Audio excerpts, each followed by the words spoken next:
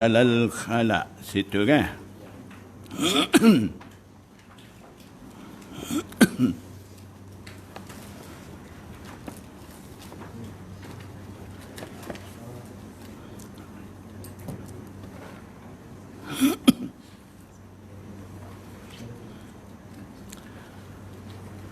Bismillahirrahmanirrahim. Alhamdulillahi Rabbil Alamin. Wassalatu wassalamu ala ashrafil anbiya'i wal mursalin wa ala alihi wa sahbihi ajma'in. InsyaAllah kita sambung pula sesi pengajian kita Sunan Tirmizi kali yang keempat insyaAllah. Pagi ini kita akan mula babu ma yaqulu iza dakhalal khala. Iza dakhalal khala ay iza arada ay yadkhulal khala. Bukan kata iza dakhala madhi kan, apabila sudah masuk. Bukan kita masuk dulu dalam tandas tu baru nak baca, tidak. Jadi jangan nahwu sangat pula sini. Ambil maksud muhaddisin tu. Kadang-kadang perlu kita kawaid tu, kadang-kadang kita perlu utamakan istilah muhaddisin sebab kita sekarang ni belajar hadis. Dan juga kadang-kadang istilah muhaddisin tu umum, kehendak musannif pula ada. Jadi ketika tu kita utamakan kehendak musannif tu sendiri. Seperti mana kita dah minggu lepas dah bagi tahu tarif hasan tu, kalau dari segi istilah muhaddisin dengan kehendak di sisi Imam Tirmizi, istilah dia tu beza sikit. Jadi kita sekarang baca ni kitab dia, kitab Imam Tirmizi, Sunan Tirmizi. Jadi kita ambillah mengikut kehendak musannif tu. Itu barulah kita akan dapat mafhum, maksud yang menepati dengan kehendak musannif tu, dan tidak akan timbul apa-apa masalah di situ. Babu ma yaqulu idza dakhala al-khala ay idza arada ay yadkhula al-khala. Apabila hendak masuk khala, mawdi'u qada'il hajah, tempat qada' hajat tu, apa doa patut baca. Haddatsana Qutaibah wa Hannadun qala, dua orang syekh, Syekhut Tirmizi, Qutaibah dan Hannad, riwayat hadis ni.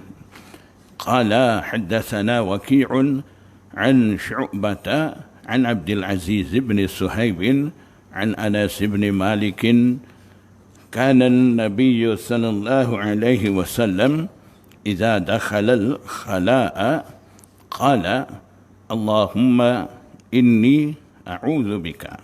Jadi selalunya kita baca panjang sikit kan, Allahumma inni a'udzu bika minal khubuthi wal khaba'ith. Jadi dalam riwayat ni ada setakat ni. Jadi riwayat ni ada juga dalam Al-Adabul Mufrad, ditakhrij oleh Imam Bukhari. Di situ terang-terang ada kana Nabi sallallahu alaihi wasallam iza arada ay yadkhulal khala. Jadi maksud kita ambil tadi iza dakhalal khala dengan maksud iza arada ay yadkhulal khala ni berdasarkan dalam riwayat Bukhari tu. Jadi maksud tu terang-terang sudah ada dalam Sahih Bukhari.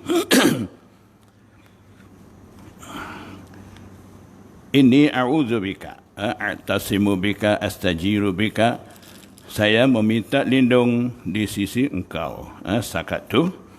Qala Syu'bah kata wa qad qala Abdul Aziz, sebab Syu'bah ni riwayat daripada Abdul Aziz. Abdul Aziz bin Suhaib, terkadang dalam riwayat dia kata a'udzu bika minal khubusi wal khabisi awil khubusi wal khaba'is. Jadi riwayat daripada dua-dua tu Abdul Aziz, daripada Abdul Aziz, satu setakat Allahumma inni a'udzubika, yang satu lagi a'udzubika minal khubusi wal khabis ada, minal khubusi wal khaba'is ada. Jadi sekarang kita duk baca ni dah cantum dua riwayat tu. Jadi Allahumma inni a'udzubika minal khubusi wal khaba'is, minal khubusi wal khabis pun boleh.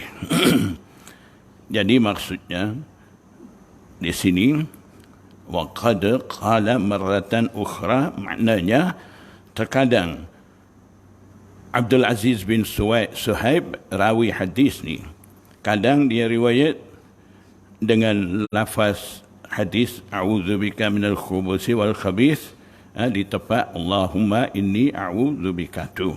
Jadi daripada hadis ni kita dapat pengajaran apabila kita hendak masuk toilet, perlu kita baca doa. Kenapa perlu nak baca doa ketika tu? Hikmahnya,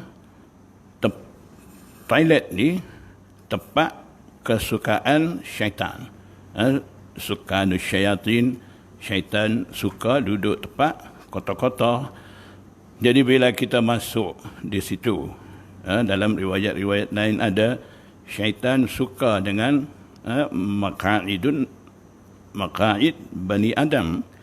Dia suka main-main. Jadi ganggulah, maksud suka main-main ni, dia buat gangguan dengan manusia Bani Adam. Bila baca doa tu, Allah adakan satu tutupan di antara manusia dan juga di antara ayunis syayatin, mata-mata syaitan tu. Jadi syaitan tidak nampak. Walaupun tempat dia kita masuk, bila dah baca doa tu, Allah bagi perlindungan di situ, satu tutupan. Syaitan tidak nampak dah kita, satu. Yang kedua, syaitan tidak boleh ganggu kita. Jadi tak baca doa, kita masuk dalam tu, ada gangguan syaitan. Bila kita keluar daripada tandas, kita dah bawa keluar sifat-sifat syaitan, mula nak jadi syaitan. Jadi nak lindung daripada gangguan syaitan itu penting. Sebab tu Nabi SAW bagi pengajaran kepada kita supaya kita sentiasa dapat dilindungi daripada gangguan syaitan.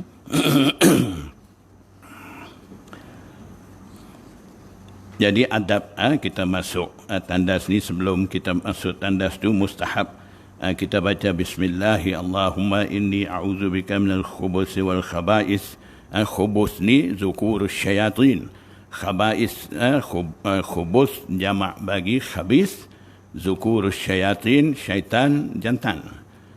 Khaba'is ni jamak bagi khabisah, jama'u khabisah, itu inasus syayatin, syaitan-syaitan betina. Syaitan pun supaya kita ada jantan, tina, dia pun beranak juga, ada keturunan dia, biak juga.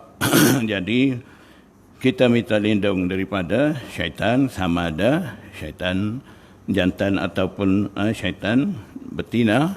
Jadi sedikit masa sebelum kita masuk dalam tandas tu, kita baca. Itu kita masuk toilet. Kalau tempat tu bukan toilet, tempat terbuka tapi tak ada orang, kita nak buang air, ketika tu kita nak baca masa mana? Nak kata langkah masuk, sebelum langkah kita masuk dalam tandas, tandas ada. Kita cari satu-satu tempat kita nak buang air. Jadi ulama kata ketika tu inda tashmiri siyabihi, ketika kita, Kelantan kata apa? Selak kain.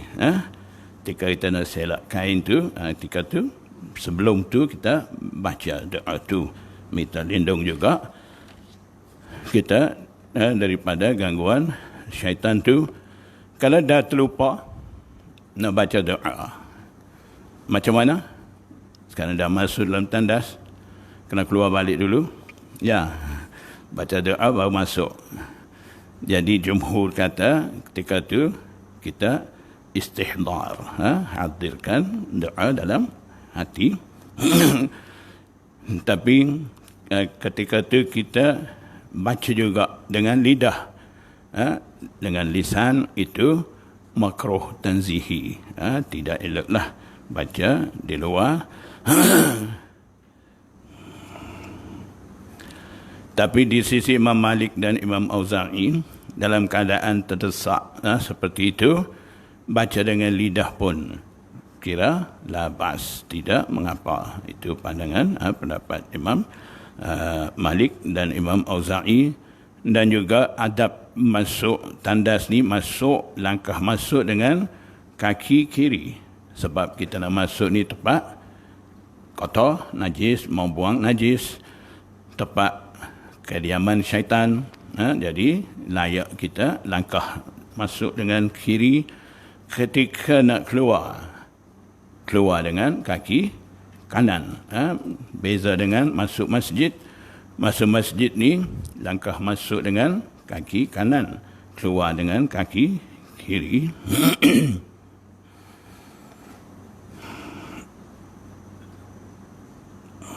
Dan ketika duduk dalam tandas ni dilarang bercakap, khususnya berzikir. Itu tepat bukan zikrullah. Dan juga tidak jawab orang bersin, tidak jawab salam, dan juga tidak perlu jawab muazzin, azan, azanul muazzin tu tidak perlu.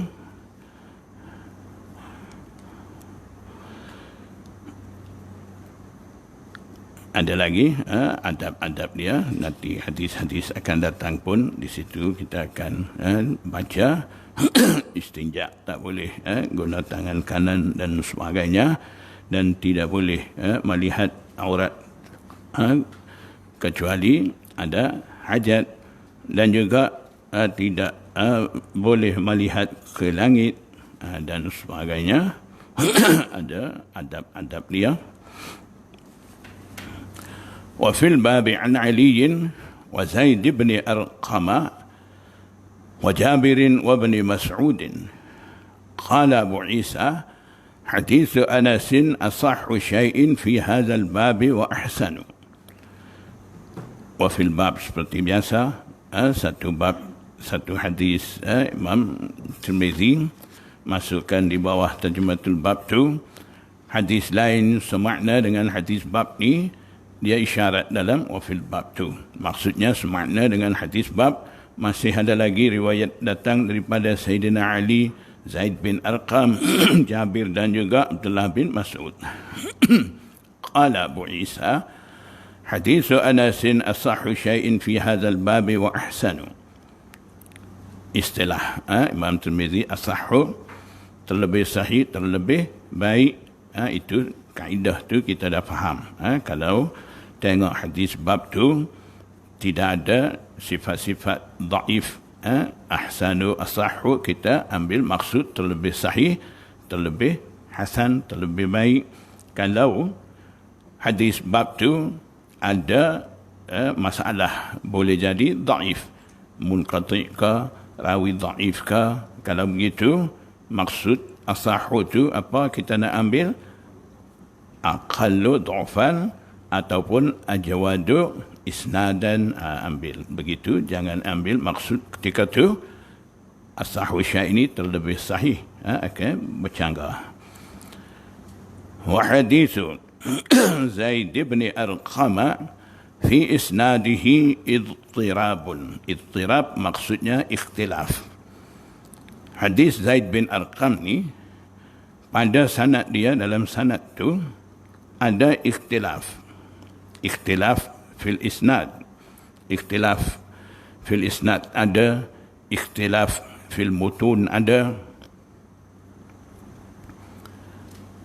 Kita tengok dulu macam mana berlaku ikhtilaf tu.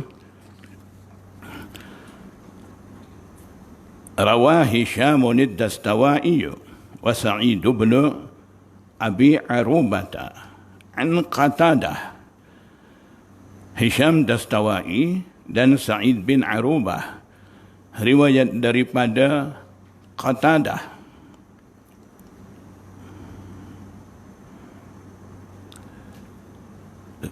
Tinggal dulu, kita tak sambung lagi waqala Sa'dun tu.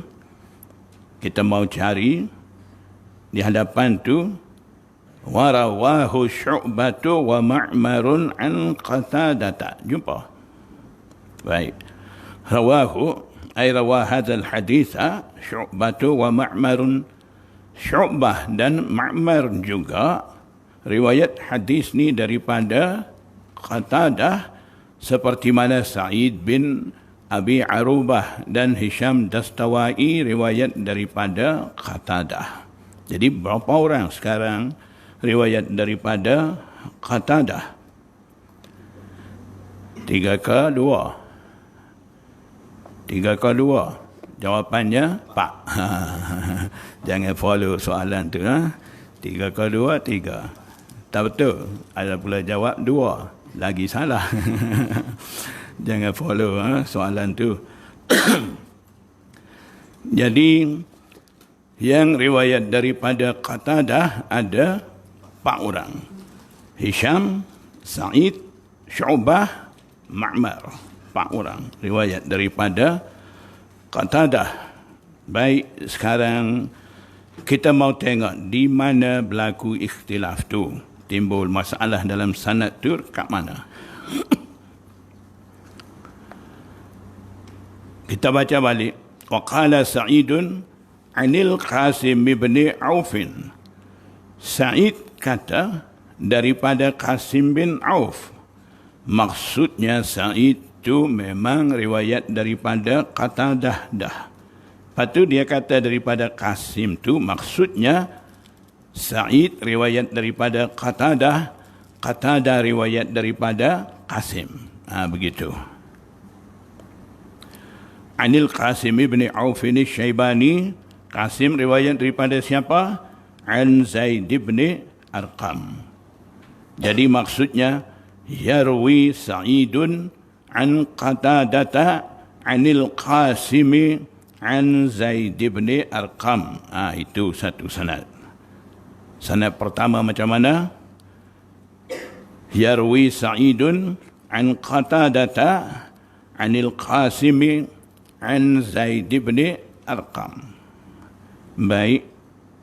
Sanad yang kedua waqala Hisham. Sebab mula-mula lepas daripada ittirab tu rawah Hisham wa Sa'id kan. Dia sentuh Sa'id dulu. Sekarang ni Hisham.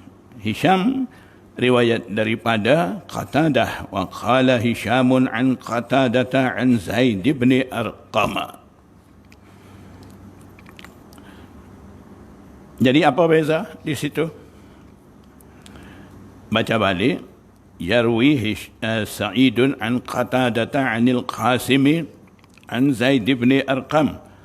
Sahabat Zaid bin Arqam. Yarwi Hishamun an Qatadata an Zaid bin Arqam. Sahabat Zaid bin Arqam juga. Bezanya dalam riwayat Sa'id antara Qatadah dan Zaid bin Arqam tu ada al-wasitah, perantaraan Qasim, kan? Dalam riwayat Hisham tu bighairil wasitah. Qatadah terus daripada Zaid bin Arqam. Itu menjadi masalah di situ, ikhtilaf tu. Nampak? Nampak dah? Belum lagi. Kalau belum lagi bagi tahu, kita ulang balik. Jangan malu. Kurang jelas lagi. Ya, memang ni serabut sikit, susah sikit. Ini baru satu, baru sikit ni, dah serabut dah. Macam mana kita mau mengatasi ilmu muhaddisin mujtahidin tu? Ini Imam Tirmizi bagi satu contoh ya. Ittirab satu bau. Kita dah gitu dah. Nak pening dah. Tak apa, pelan-pelan kita bagi faham.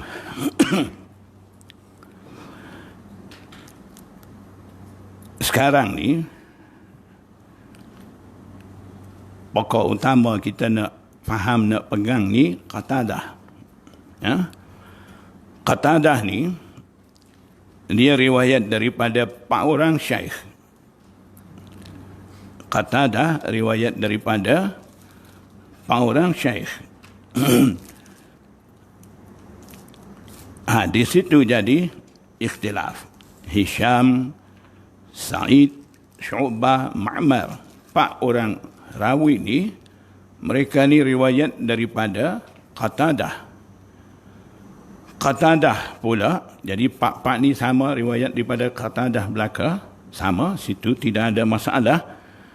Yang masalahnya, Qatadah ni, kadang dia riwayat daripada Zaid bin Arqam, kadang dia riwayat daripada Qasim, terkadang dia riwayat pula daripada Nadhar, kadang dia riwayat pula daripada Nadhar juga, tapi sambungan tu lain pula.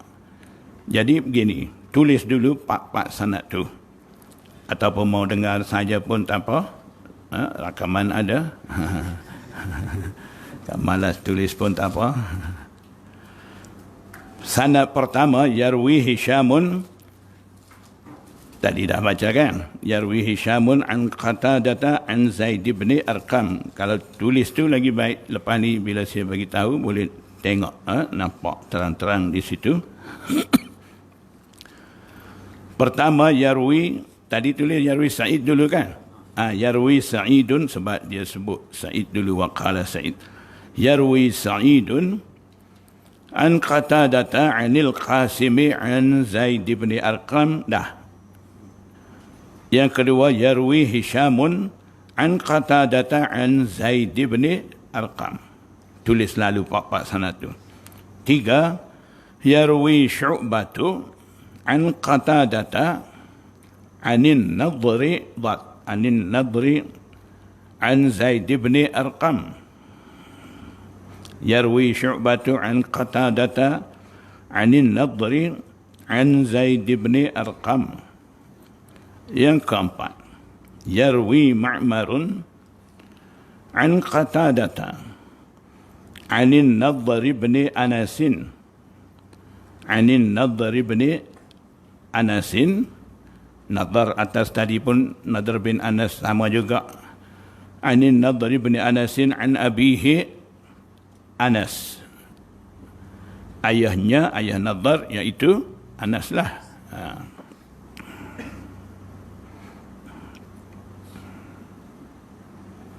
Baik, sekarang di hadapan kita dah ada pak-pak sanad tu kan? Sebelum selesai masalah tu, kita baca dulu matan tu. Warawahu Syu'batu wa Ma'marun an Qatadata. Rawa hadzal haditha Syu'batu wa Ma'marun an Qatadata anin Nadhar bin Anasin. Syu'bah dan Ma'mar juga riwayat daripada Qatadah, seperti mana Hisham dan Sa'id riwayat.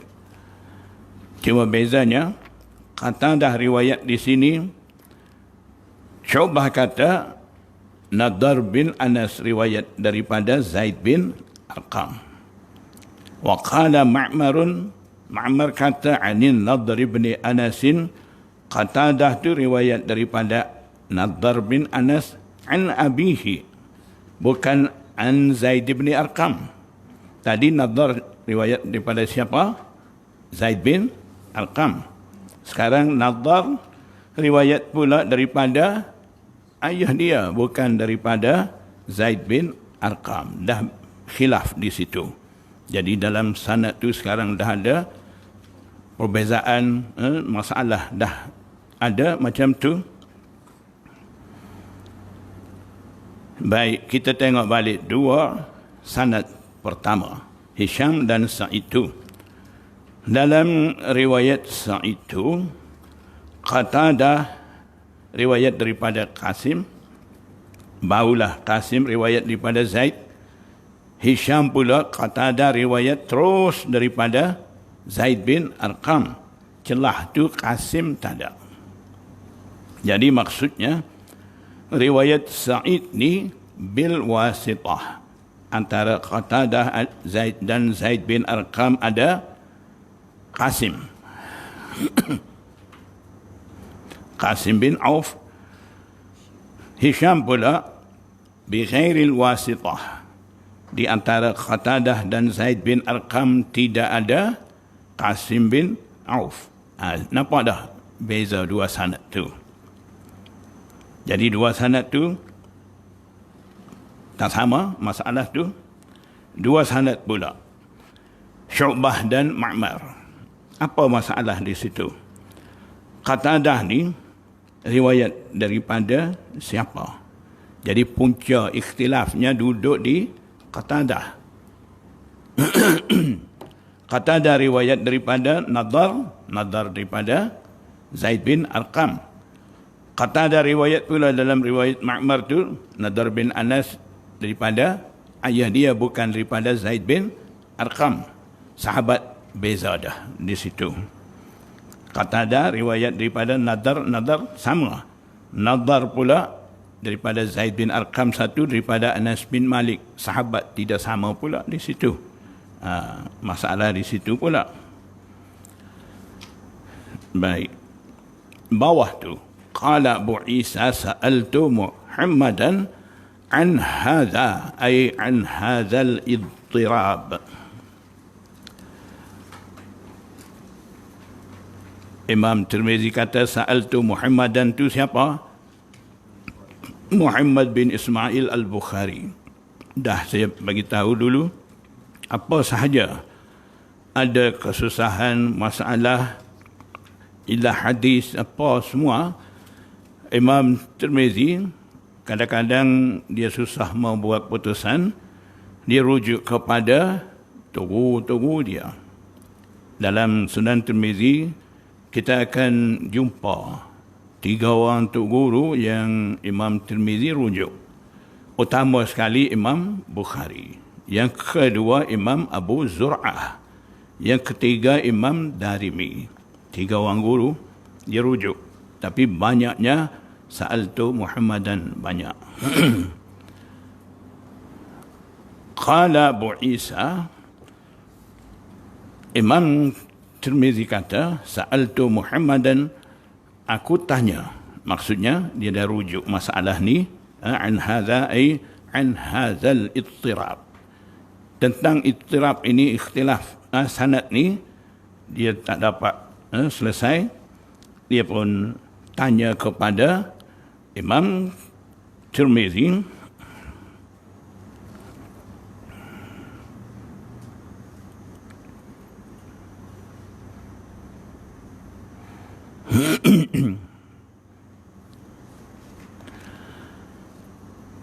faqala, maka Imam Bukhari jawab kata, yahtamilu, boleh jadi ayakuna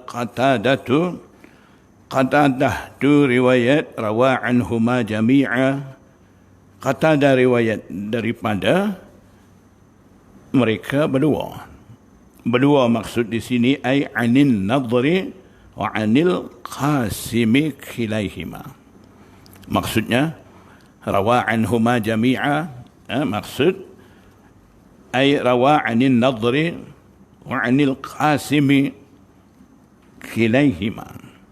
Boleh jadi Qatadah ni riwayat daripada Nadar dan juga Qasim.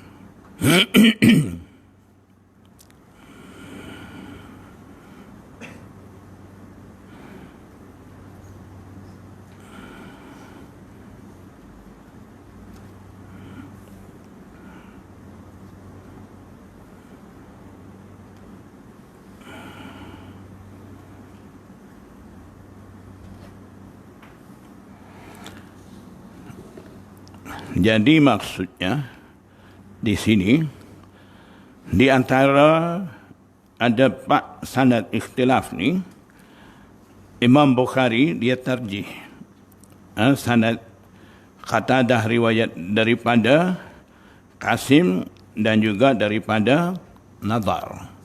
Jadi di sisi Imam Bukhari, sanad rajihnya sanad Qatadah riwayat daripada Qasim dan daripada Nadar. Jadi berapa sanad? 3. Qatadah riwayat daripada Qasim ada 1, Qatadah riwayat daripada Nadar bin Anas ni ada 2. Jadi 3 riwayat tu diberi keutamaan di sisi Imam Bukhari. Sebab apa? Imam Bukhari anggap 3 sanad tu rajih. Sanad Qatadah an Zaid bin Arqam ni marjuh. Sebab apa? Sebab disepakati di sisi jumhur muhaddisin sejak dulu Qatadah ni hanya dia ada sama hadis daripada Anas bin Malik. Kalau di kalangan sahabat, Qatadah yang menerima riwayat hadis ni hanya daripada seorang sahabat, Anas bin Malik. Jadi tengok, yarwi Hishamun an Qatadah an Zaid bin Arqam tu. Qatadah riwayat daripada siapa? Sahabat Zaid bin Arqam. Berdasarkan kesepakatan di sisi muhaddisin, berdasarkan mengikut kajian mereka, hanya Qatadah riwayat daripada sahabat Anas bin Malik sahaja. Kalau di sini kata Qatadah riwayat daripada Zaid bin Arqam ni, itu sanad yang bermasalah. Jadi marjuh. Jadi Imam Tirmizi dia juga seorang alim hadis yang mempunyai ilmu ilalul hadis sampai dia boleh tulis al-ilal Tirmizi. Di sini dia kemuka satu pandangan daripada Imam Bukhari sahaja. Dia pun boleh buat juga keputusan di sini, tapi biasalah dia rujuk masalah yang sulit ni kepada guru dia. Jadi kalau berdasarkan kaedah ilal berdasarkan kajian daripada muhaddisin wujud, kemudian seperti Imam Daruqutni, Imam Baihaqi, imam-imam hebat, mereka juga dah sampai darjat ijtihad dalam bidang hadis, mereka pun boleh buat kajian sanad-sanad tu dan mereka juga boleh selesaikan di sini. Mereka juga boleh kemuka daf'ul ittirar di sini. Jadi di sisi muhaddisin apabila ada ikhtilaf dalam sanad ataupun matan, dah bagi tahu tadi, ikhtilaf biasanya ada 2, ikhtilaf fil isnad, ikhtilaf fil mutun. Sama ada ikhtilaf tu berlaku dalam sanad seperti tadi ataupun dalam matan, berbeza matan, lafaz hadis dan sebagainya. Ketika tu ada kaedah nak selesai tu. Yang Imam Bukhari punya cara tadi begitu. Kaedah di sisi muhaddisinnya, apabila ada ikhtilaf begitu, pertama sekali al-jam'u bainal riwayat, bainal isnad, bainal mutun. Cuba selaraskan di antara sanad-sanad tu ataupun di antara matan-matan tu supaya dapat menerima semua ikhtilaf tu. Boleh selesai ikhtilaf tu. Kalau tak dapat, dengan cara selaraskan antara sanad dan matan-matan tu, yang keduanya selesaikan dengan cara at-tarjih. Cari sanad mana, matan mana dikira rajih di sisi muhaddisin, bukan di sisi kita, di sisi muhaddisin. Dan sanad mana, matan mana dikira marjuh. Kemudian kita terima rajih tu, biarkan marjuh. Itu kaedah untuk selesaikan idtirab fil hadis tu. Boleh? Boleh faham setakat ni? Ada masalah? Tak. Saya jawab dulu, tak.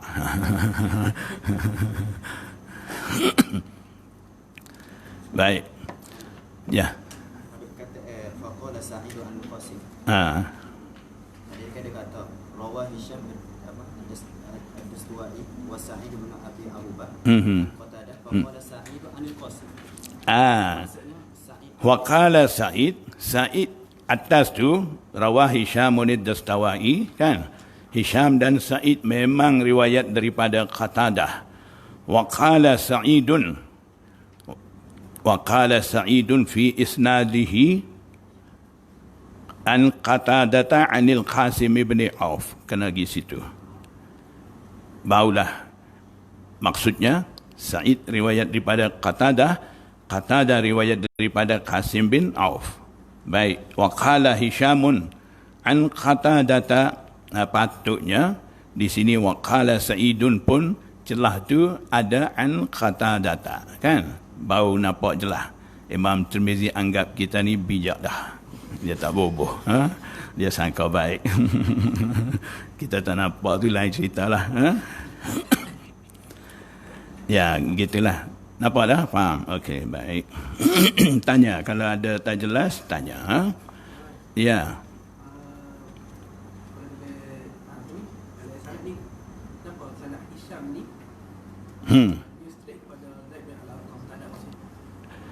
Sanad Hisham tu ya, memang Hisham tu dia riwayat daripada Qatadah, Qatadah riwayat daripada Zaid bin Arqam. Tidak ada wasitah Qasim. Sepatutnya ada. Itu satu. Lepas tu masalahnya Qatadah ni yang dia dapat menerima riwayat dari kalangan sahabat ni hanya daripada Anas bin Malik. Kalau Zaid bin Arqam, maksudnya itu akan dikira marjuh lah. Baik, sekarang ni kita nak bincang apa keputusan yang dah ada selain daripada di sini, iaitu keputusan Imam Bukhari dijawab soalan Imam Tirmizi itu. Jadi muhaddisin, cara mereka buat putusan pula di sini seperti mana tadi, bila ada ikhtilaf fil isnad fil mutun, mereka akan kaji pertama sekali jamak, selaraskan antara sanad-sanad tu, mutun tu, supaya boleh terima semua sanad dan juga matan-matan hadis tu. Itu cara terbaik di sisi muhaddisin. Memang begitu. Di mana saja ada ikhtilaf, mereka akan usaha cara jamak tu. Jamak bainar riwayat, selaraskan riwayat-riwayat tu, sama ada dengan cara dengan menggunakan kaedah ta'wil ataupun taksis. Ta'wil mana-mana hadis, boleh amal dua-dua hadis tu, ataupun taksis, mengkhususkan satu-satu makna daripada dua makna berbeza tu, supaya boleh beramal dengan dua-dua hadis bercanggah tu. Itu hajat muhaddisin. Seboleh-bolehnya mereka tidak mau tinggal mana-mana hadis daripada boleh beramal. Tak serupa kita. Kita duk ngita, kok mana boleh tolak hadis tu.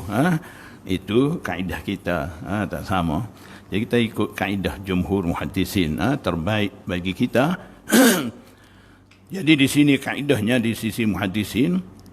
Pertama jamak. Yang kedua tarjih. Jadi nampak gayanya di sini, cara jamak ni agak sulit sikit. Jadi muhaddisin pergi kepada cara tarjih. Jadi maksudnya di sini masalah di antara 4 sanad ni, 2 sanad. Jadi masalah. 2 sanad pertama Hisham, Sa'id, di situ ada satu masalah. Syu'bah dan Ma'mar pula masalah lain pula. Masalah Hisham dengan Sa'id ni, yang Qatadah menerima riwayat tu daripada sahabat direct ataupun antara sahabat tu mesti ada perantaraan. Jadi berdasarkan kajian daripada muhaddisin seperti mana dah saya bagi tahu, Qatadah ni hanya dia menerima riwayat daripada Anas bin Malik. Sebab tu kalaulah kata Qatadah ni riwayat daripada sahabat lain selain daripada Anas bin Malik, mesti ada perantaraan di antara Qatadah dan sahabat tu. Jadi Qatadah riwayat daripada Zaid bin Arqam terus. Jadi sanad tu akan dikira marjuh. Rajih ni mana? Qatadah anil Qasim an Zaid bin Arqam riwayat Sa'id itu. Itu betul. Jadi rajih, diberi keutamaan sebab memang Qatadah ni kalau kata riwayat daripada sahabat lain selain daripada Anas bin Malik, mesti ada wasitah, perantaraan di antara Qatadah dan sahabat tu. Jadi sekarang kita nak buat putusan berdasarkan putusan daripada muhaddisin. Riwayat Sa'id an Qatadah anil Qasim an Zaid bin Arqam, kita dah tuliskan tadi. Tepi itu tulis rajih. Itu dianggap sanad rajih sebab menepati dengan kaedah menerima hadis oleh Qatadah daripada sahabat tu. Jadi riwayat Hisham an Qatadah an Zaid bin Arqam tu tulis tepi itu marjuh. Sebab apa jadi marjuh? Qatadah sama Qatadah tidak ada daripada Zaid bin Arqam, hanya ada daripada Anas bin Malik. Itu kita boleh tengok dalam kitab-kitab ilal dan juga kitab-kitab rijal, kita boleh tengok di situ.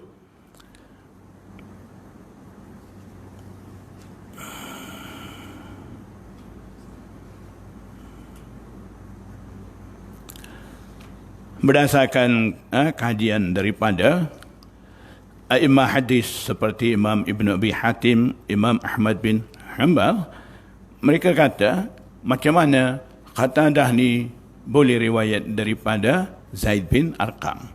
Sebab Zaid bin Arqam ni dia mati di Kufah tahunnya 66 Hijriah, zaman pemerintahan Abdul Malik bin Marwan. Berapa? 66. Qatadah pula lahir pada tahun 61. Itu meninggal 60 berapa? 3. Ini lahir 66, ya, 66. Ini lahir 61, umur berapa? 5 tahun baru.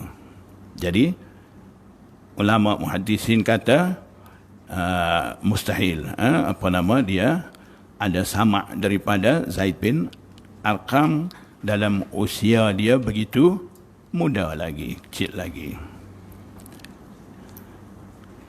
Mungkin dia tidak sempat menemui dengan Zaid bin Arqam.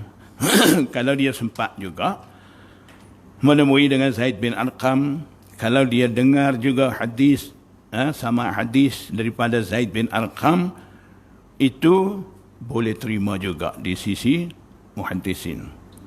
Di sisi muhaddisin ada pertikaian bersamana anak tu. Umur berapa budak tu? Kiranya sah sama hadis daripada syekh dia. Di situ ada perbincangan di sisi muhaddisin. Ada sesetengah kata mau 7 tahun. 7 tahun supaya kita lah. Darjah 1, itu kira budak nak masak dah. Boleh terima dah. Belajar apa-apa tu. Di sisi imam lain seperti Imam Bukhari, 5 tahun tu boleh. Maknanya kalau budak tu 5 tahun, dia dengar hadis daripada mana-mana syekh, bila dia dewasa, dia riwayat balik hadis tu. Kiranya sama dia tu boleh terima. Imam Bukhari, dalam kitab Bukhari dia adakan satu bab, mata yasihu lahus sama'.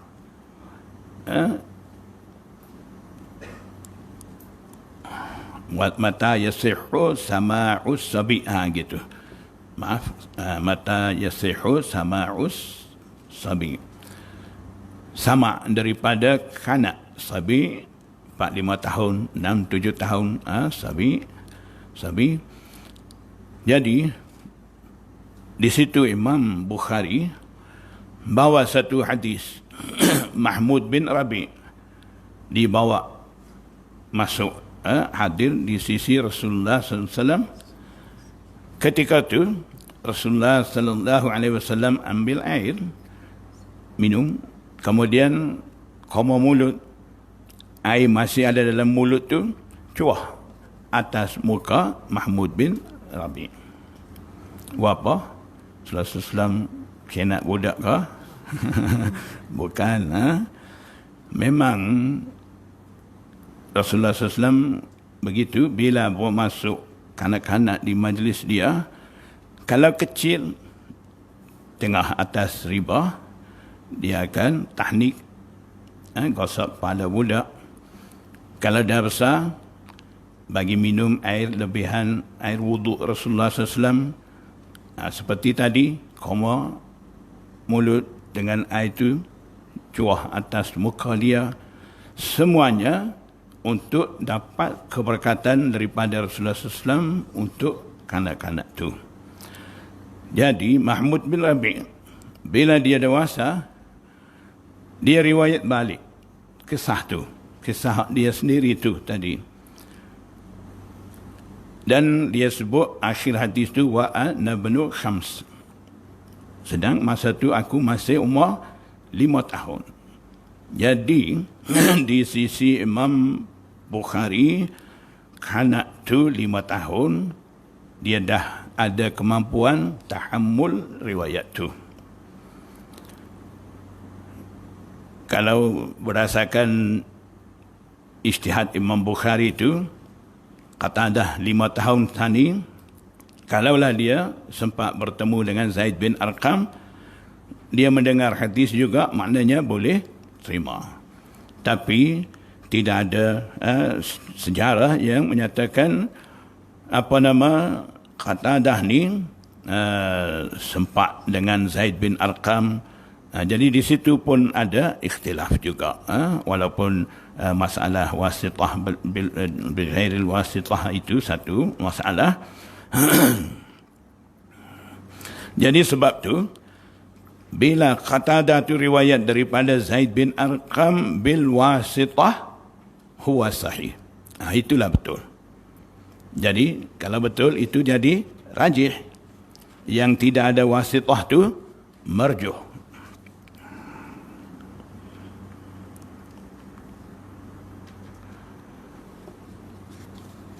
Yang dua lagi, Syu'bah dengan Ma'mar. Di situ pula riwayat Syu'bah ni rajih. Riwayat Ma'mar ni marjuh. Sebab Imam Baihaqi kata berkenaan dengan riwayat Ma'mar tu, wa fihi wahamun. Maksudnya Ma'mar riwayat daripada Qatadah, Qatadah riwayat daripada Nadar bin Anas, Nadar bin Anas riwayat daripada Anas bin Malik tu, riwayat Ma'mar tu, wa huwa wahamun. Maknanya ai khata'un, situ ada kesilapan. Siapa kata? Imam Ahmad bin Hanbal dan juga Imam Baihaqi. Jadi berdasarkan itu, riwayat Ma'mar dianggap marjuh. Riwayat Syu'bah dikira rajih. Selesaikah? Dah selesai? Ya. ورواه شعبة ومعمر عن قتادة عن النضر بن أنس. Waktu dia ayat pula فقال شعبة عن زيد بن أرقم. Supaya tadi, supaya wakala Sa'id juga. Maknanya, Okay, pada istilah sahabi itu. aha, Adakah Syu'bah riwayat daripada Qatadah, daripada Nadar bin Nadhr ataupun daripada Zaid bin Arqam? tak gini. Warawahu ay rawah hadzal hadits Syu'bah wa Ma'marun an Qatadah anin Nadr bin Anas. Qatadah ni memang daripada Nadr bin Anas. Wa qala Syu'bah fi isnadihi. Syu'bah dalam sanad dia kata. Syu'bah ni riwayat daripada siapa? Qatadah. Kena buh Qatadah dululah. Syu'bah Qatadah an Zaid bin Arqam. Jadi maknanya di sisi Syu'bah, Qatadah riwayat daripada siapa? Zaid bin Qatadah riwayat daripada Nadhr bin Anas dulu. Lepas pada tu Nadhr bin Anas pula riwayat daripada Zaid bin Arqam. Jadi kena kata waqala Syu'batu fi isnadihi anin Nadhr bin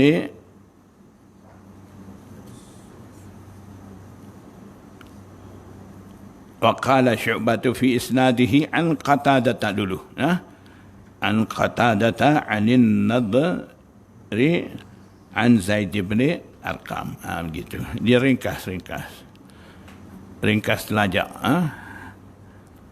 Jadi sebab tu perlu kita tulis tadi pak sanad tu dulu untuk mudah nampak. Lepas tu waqala Ma'marun anin Nadr bin Anas kan. Kena buh Qatadah juga. Waqala Ma'marun maknanya yarwi Ma'marun lah.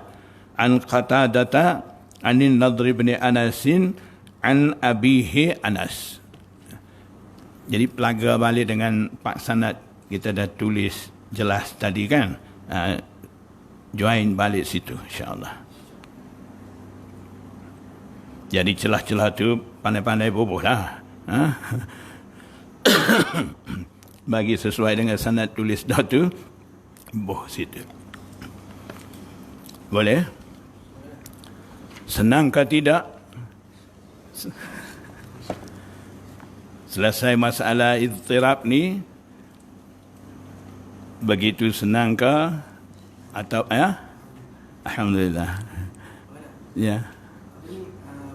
Saya tu Muhammad Ni. yang kuna kata dan bawa semua jami'an tu bukan tanda kepada anjam, Ya. bukan tanda jamu daripada Al-Bukhari. Daripada Imam Bukhari, cara terjih. Dia terjih pada 3 sanad tu. Jadi rajih marjuh. Memang kalau kira 3 sanad saja tu jamak lah. Kita sekarang masalah pak sanad kan. Jadi kalau boleh jamak pak sanad tu semua sekali. Itu okeylah. Jamak fil isnad. Jadi tak dapat. Bila tak dapat pergi kepada tarjih. Jadi di sisi Imam Bukhari 3 sanad tu kira rajih. Hisham an Qatadah an Zaid bin Arqam tu marjuh. Tapi muhaddisin pula kajian mereka lain pula. Dua-dua kira. Boleh? Alhamdulillah dah faham. Tapi bukan mudah. Sekarang dah faham sebab dah ada penjelasan daripada muhaddisin.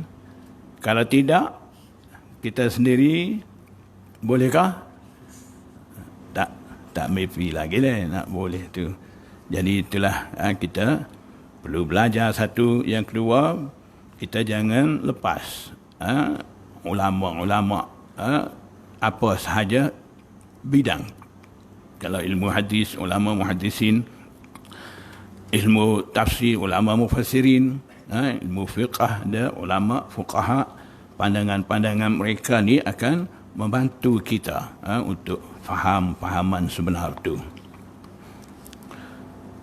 حدثنا أحمد بن عبدة الضبي قال حدثنا حماد بن زيد عن عبد العزيز بن صهيب عن أنس بن مالك أن النبي صلى الله عليه وسلم كان إذا دخل الخلاء قال اللهم إني أعوذ بك من الخبث والخبائث.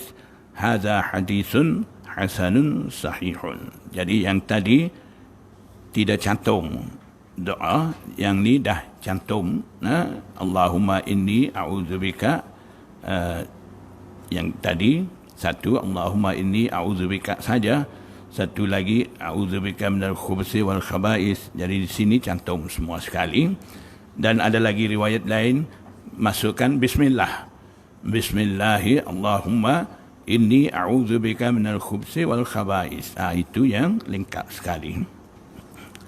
Jadi Imam Tirmizi kata inilah yang dah cantum doa ni, ini kira hadis hasan lagi sahih.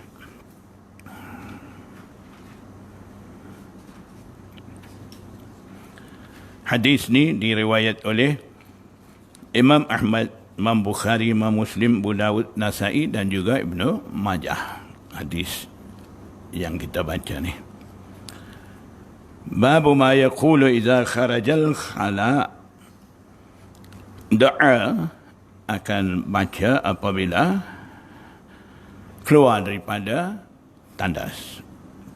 Masuk pun ada doa, keluar pun ada.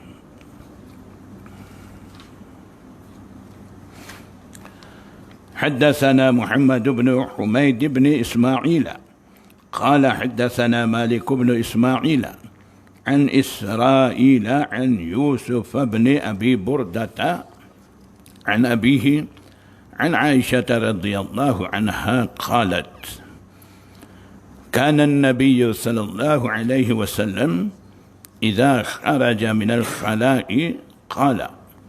Riwayat Aisyah, dia kata kebiasaan Nabi sallallahu alaihi wasallam apabila di sini terjemah tak apa, dah keluar daripada tandas. Apabila, jangan pula apabila hendak keluar daripada tandas. Tadi idza dakhala kita ambil makna apa? Idza arada ay yadkhulal khala. Di sini pun ambil sama, idza kharaja. Idza arada ay yakhrujal khala, jangan begitu. Jadi akan baca dalam tandas pula. Doa keluar tandas, baca dalam tandas baru keluar. Jadi begitu. Jadi ni keluar dulu. Iza kharaja. Apabila sudah keluar daripada tandas, bila itu qala ghufranaka.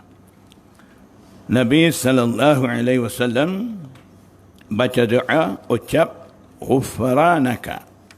Pendek ya.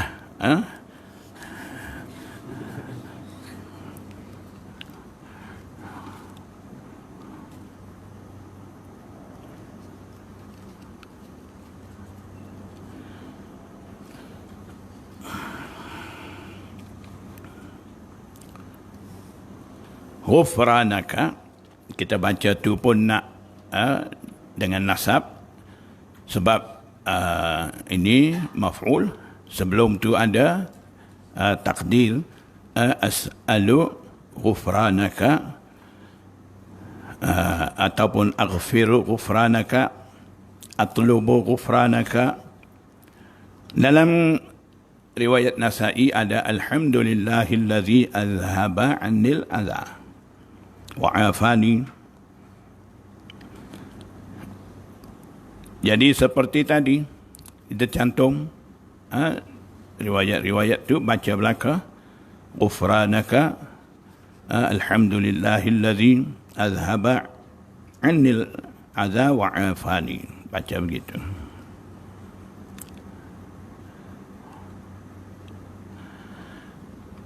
hikmah Rasulullah sallallahu alaihi wasallam minta ampun di sisi Allah Subhanahu wa taala.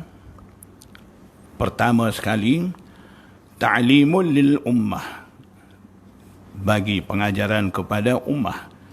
Nabi SAW maksum, masuk tandas, buang air, tak ada apa-apa masalah dosa apa, tak ada, sampai nak minta ampun dosa bila keluar daripada tandas tu.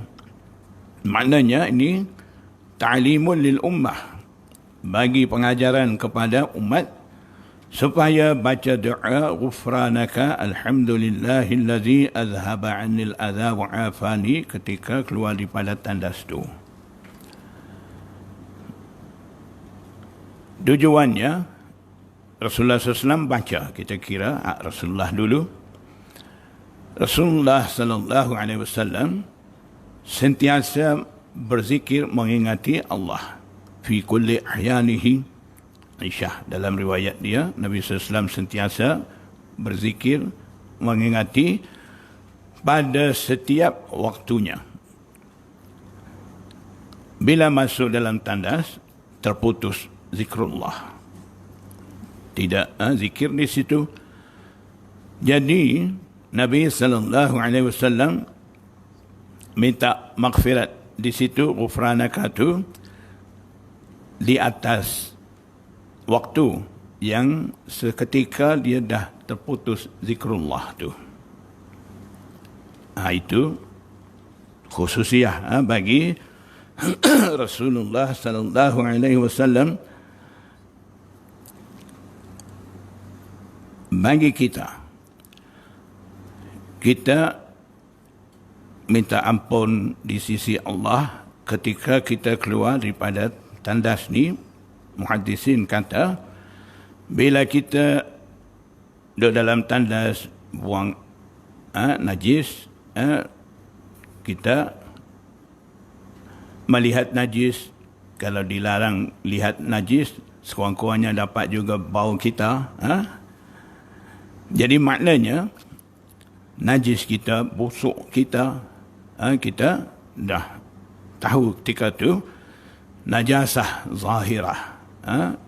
Jadi daripada najasah zahirah tu perlu kita bayangkan najasah batinah, kekotoran dalam diri kita, sifat-sifat mazmumah kita. Memandangkan ke situ, bila keluar daripada tandas tu, istighfar, minta ampun di sisi Allah daripada kekotoran-kekotoran hati kita. Itu sebagai istighfar. Satu lagi sebagai syukur. Ghufranaka dalam istilah bahasa Arab, orang Arab zaman dulu, mungkin sekarang pun yang belajar Mesir ni mungkin akan dengar juga, kalau masih ada lagi guna istilah begitu. Bila nak zahirkan kesyukuran, ghufranaka, ada sebut begitu. Ada sekarang, dengar. Mungkin tak guna dah kot. Tak dengar lagi sekarang ni. Jadi istilah masa tu dulu, ghufranaka maksudnya ghufranaka ay la kufranaka. Maknanya ashkuruka. Ghufranaka maksudnya la kufranaka ay ashkuruka. Ghufranaka kalau terjemah zahir, minta ampun di sisi Allah. Tapi di sebaliknya maksud dia sampai aku mensyukuri nikmat engkau. Syukur sebab apa? Makan, minum, sumbat macam-macam, dapat hazam elok-elok. Tidak ada apa-apa penyakit. Sembelit ke, susah nak buang ke, tebuk, kena bawa beg ke, tak ada. Semua tu dengan kita, itu nikmat besar. Boleh buang air dengan elok tu. Itu bila keluar daripada tandas tu, kita perlu syukur kepada Allah Subhanahu wa taala. Maknanya kita syukur kepada Allah Subhanahu wa taala kerana usulul afiyah, dapat afiyah, Allah bagi kepada kita.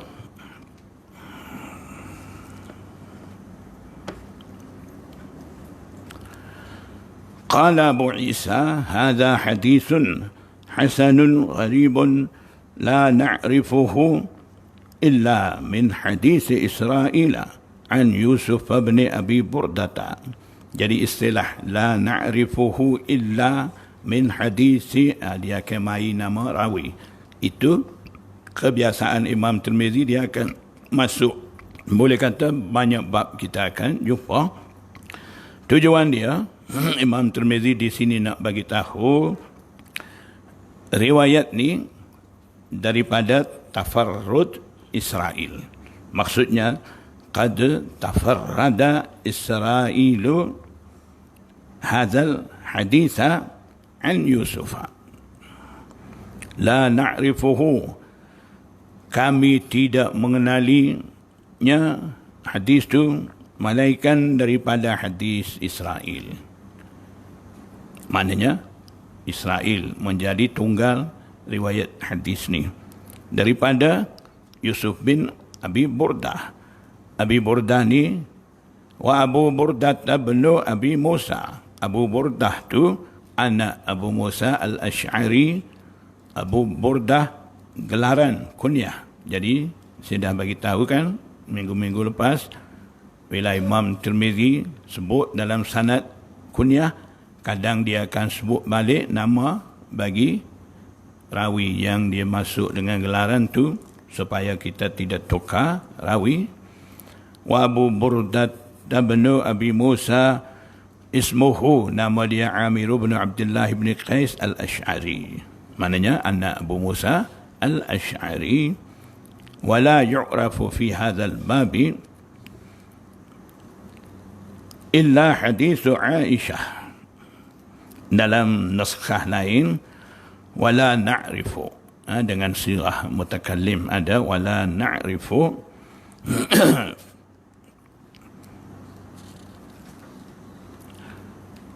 Maksudnya wala yu'rafu fi hadzal babi ay wala yu'rafu fi hadzal babi min tariqin qawiyyin sabitin illa hadis Aisyah.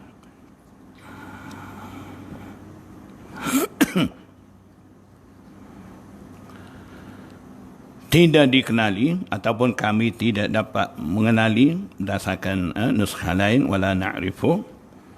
Dalam bab ni tarik yang kuat lagi sabit melainkan hadis Aisyah.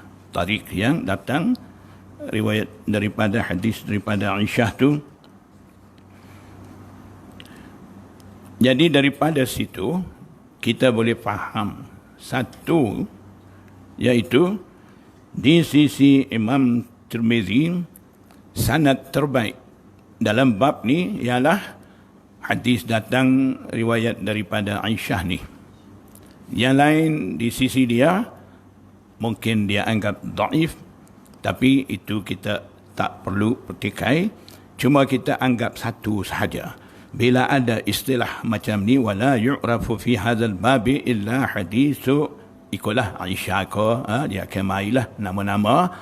Kalau begitu anggaplah sanad hadis tu kiranya sanad terbaik di sisi Imam Tirmizi. Jadi Imam Tirmizi kebiasaan dia akan pilih sanad terbaik, dia masuk sebagai hadisul bab. Jadi bila dia dah masuk hadis sanad tadi datang riwayat daripada Aisyah tu, kemudian dia kata wala yu'rafu fi hadzal bab illa hadis Aisyah, maknanya hadis Aisyah tu sanad tu kira sanad terbaik dalam bab ni di sisi Imam Tirmizi. Itu banyak bab kita akan jumpa istilah ni. Ingat, faham sekali ni cukup, lain kali boleh baca saja.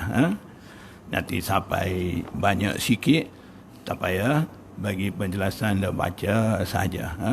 Masa tu relax saya, pejam mata, angkat kepala. Ataupun pinjam Haji Zaidi duduk sini.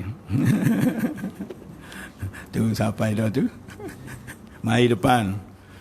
Kita tak ada semangat duduk belakang tu. Mari.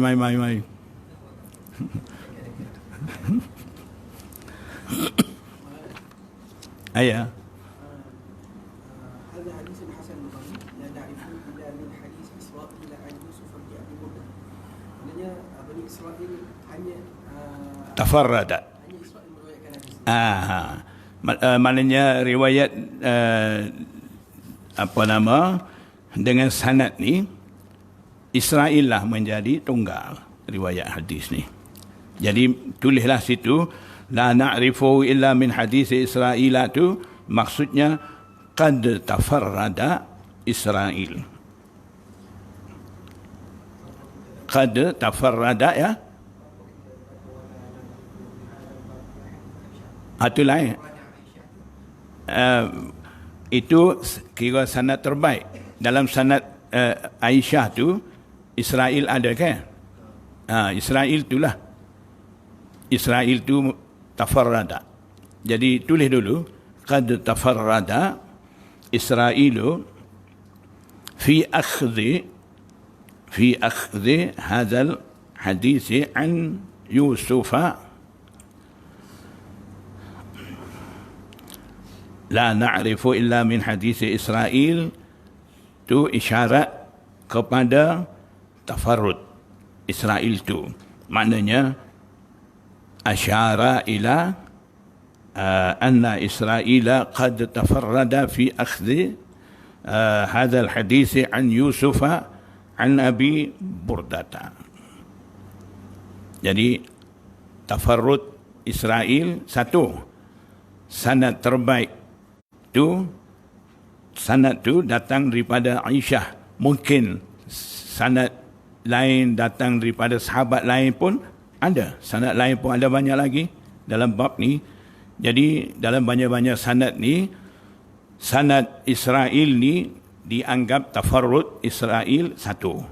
Yang satu lagi sanad riwayat datang daripada sahabiah Aisyah tu dikira sanad terbaik berbanding dengan hadis ni datang daripada sahabat lain.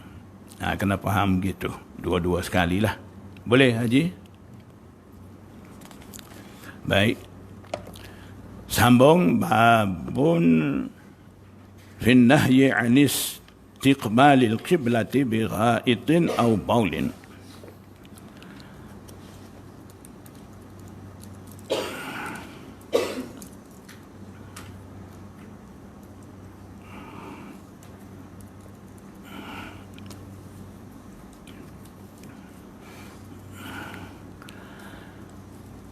Bab berkenaan dengan larangan menghadap kiblah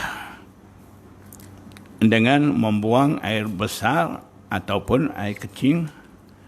Ghaid, kalau kita tengok dalam hadis tu, ghaid ada dua.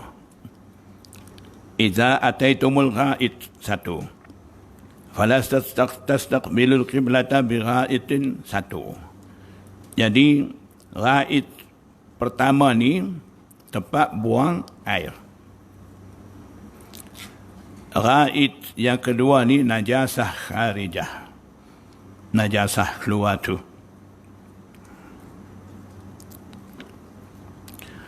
حدثنا سعيد بن عبد الرحمن المخزومي قال حدثنا سفيان بن عيينة عن الزهري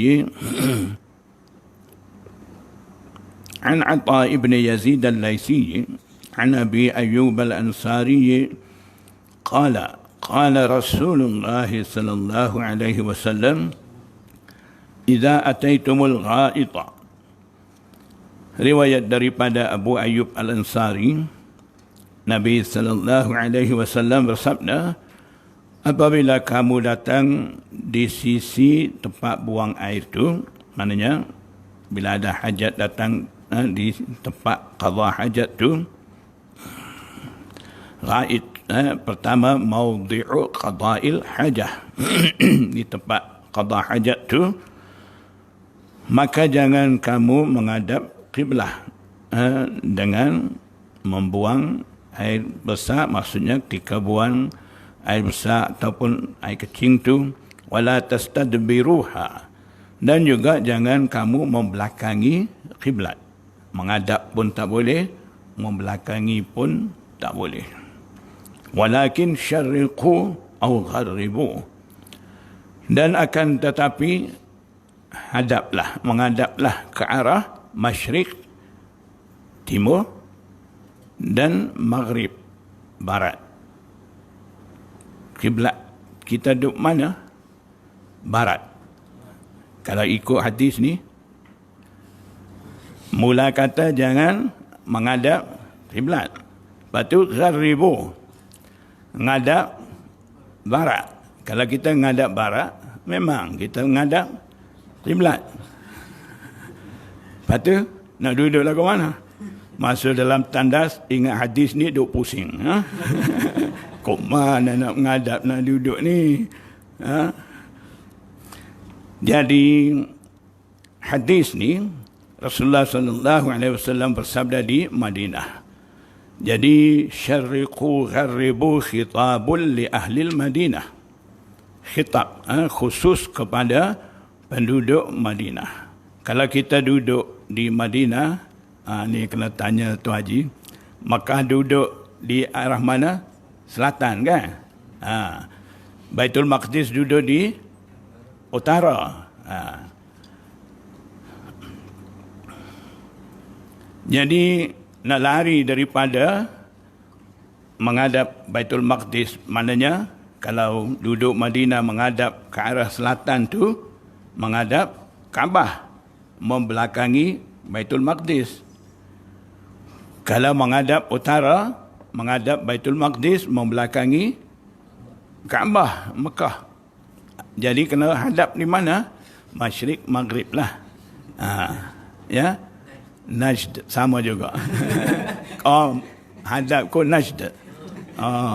Hadap betul-betul. Ya. Jadi maksudnya di sini syarriqu gharribu khitabul li ahli Madinah, dan arah sama dengan penduduk Madinah.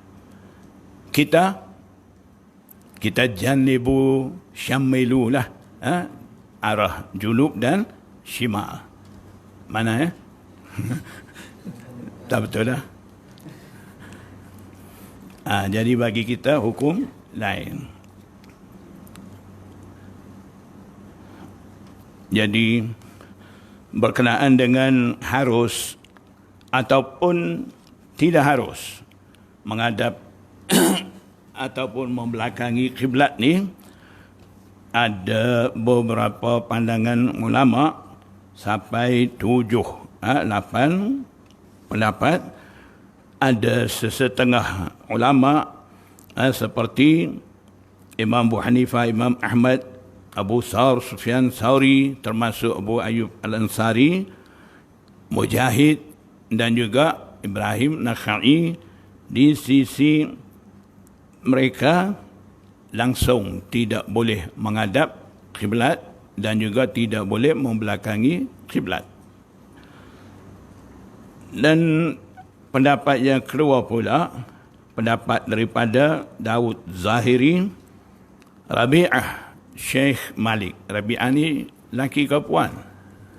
Laki dia, jangan bunyi Rabi'ah Imam Malik, Syekh Malik. Imam Malik belajar dengan perempuan ke? Supaya Talhah lah. Talhah, Rabi'ah, Urwatu bin Zubair. Harus sama ada sahra, tempat terbuka, ataupun dalam bunian. Orang bunian ke? Bukan. Bangunan. Itu pendapat Imam Malik. Jadi jangan tanya pula. Hadis ada, la tastaqbilul qiblata bi gha'itin wala baulin wala tastadbiruha, larang dah. Kenapa di sisi Imam Malik pula harus? Itu kita kembali kepada penjelasan hari pertama. Haji kata apa? Waril. Hari pertama tu. Kembali kepada tu. Bila kita jumpa ijtihad mana-mana imam mazhab tu bercanggah dengan hadis, macam mana pegangan kita itu, mula-mula sekali saya dah bagi faham kan. Kembali kepada tu. Cerita pula habis 2 jam pula. Lepas tu bila buka balik dalam klip video tu, hari pertama dengan yang keempat ni sama. Jadi gitulah. Kita tengah duk baca hadis ni kena ada pegangan tu. Bila kita jumpa pandangan imam mazhab mana-mana bercanggah dengan mana-mana hadis kita sedang baca, kita diam-diam dulu. Jangan kata hadis ni sahih, Imam Malik kata dia ni imamul hadis, imam Darul Hijrah. Kitab dia sebelum Bukhari, kitab paling sahih. Imam Syafi'i kata, kenapa dia ni bercanggah dengan hadis ni? Takut hadis ni sahih pula lagi sedap. Imam Malik tak betul. Tak amal dengan hadis sahih. Jangan ke situ. Dia ada kajian dia, dalil dia ada pula. Kita kena cari lagi. Kena belajar lagi, ambil faham lagi. Selagi kita tak jumpa, diam-diam dulu. Bila dah jumpa, lagi diam sebab dah jumpa. tak ada nak buka mulut dah. Supaya Syekhul Hadis Maulana Zakaria katalah, makin lama belajar, makin lama mengajar hadis, makin banyak tulis syarah-syarah hadis, makin itulah saya nampak kebenaran dalil-dalil imam-imam mazhab tu. Jadi kita pun cari, kaji, ngaji lagi, ngajar lagi. Akan jumpa. Tak jumpa tu kekurangan kita, bukan kesalahan imam mazhab tu. Untuk situ. Selalu saya kata ni, jangan jadikan kesalahan kita jadi kebodohan. Bukan. Jangan jadikan kebodohan kita jadi kesalahan imam. Kena duduk situ. Jadi selagi tak jumpa lagi macam mana Imam Malik buat putusan begini, selagi itu kita anggaplah kita ni masih bodoh lagi. Tak jumpa lagi. Senang. Jangan kita tunjuk pandai di situ. Dan pendapat Imam Syafi'i dan juga satu pendapat daripada Imam Malik dan juga Imam Ahmad, tidak harus istiqbal dan istidbar fi sahra. Tempat terbuka tu tak boleh. Di dalam bangunan tak apa. Kalau contoh di rumah kita, mangkuk tandas dah arah kiblat. Itu di sisi Imam Syafi'i tak apa. Kalau tempat terbuka ni tak boleh.